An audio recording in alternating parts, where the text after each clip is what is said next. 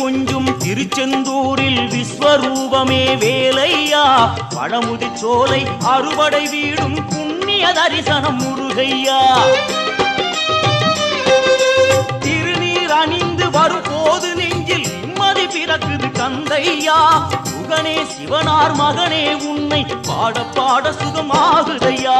வேல் முருகா அரோகரா அரோகரா வேல் முருகா.